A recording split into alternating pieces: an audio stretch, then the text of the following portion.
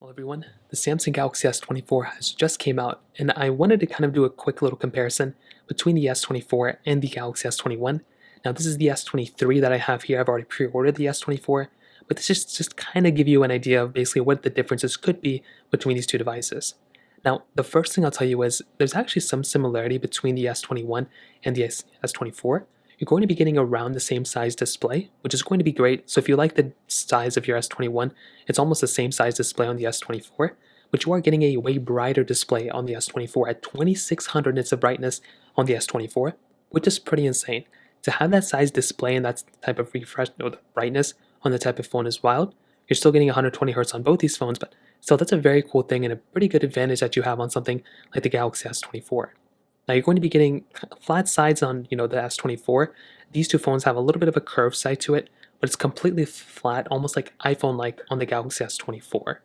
On top of that, on the back of both these phones, it's going to be slightly different. Now this is exactly what the S24 is basically going to look like. So you can see on the S24, it's going to be basically flat and like frosted glass back like this one. The S21 had this triple camera setup, wide ultra-wide telephoto lens, but it did stick out a little bit. I'm a fan of both these phones, but that is kind of one thing to keep in mind, that if you wanted the phone that's going to be a little bit better there, the build quality and the frosted glass back might be slightly better on something like the Galaxy S24 that you might like. Now, the cameras, 8K capability on the back of both of them, slightly larger battery inside of the Galaxy S24, or around the same actually size now that I think about it, but you are getting a faster chipset on the S24. The Snapdragon 8 Gen 3 chipset is going to be a significantly faster chipset than from something like the Galaxy S21's 888 chipset, but you are getting the same amount of RAM on both of them, which might be kind of interesting considering that the S21 is so much older, 3 generations older. I'm surprised that they still kept the same type of chipset, but it is what it is. Like, what are we going to do at this point? But that is kind of a slight other thing to kind of keep in mind here too.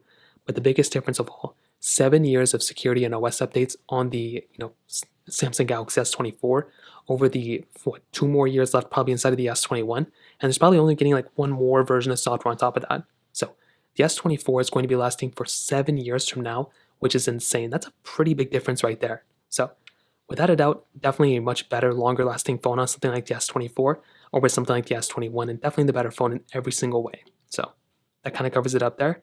If you have any other thoughts or questions, please let me know in the comment section below. Hit the like button, that'll mean so much, but definitely hit that subscribe button. More importantly than everything else, I love every single one of you guys.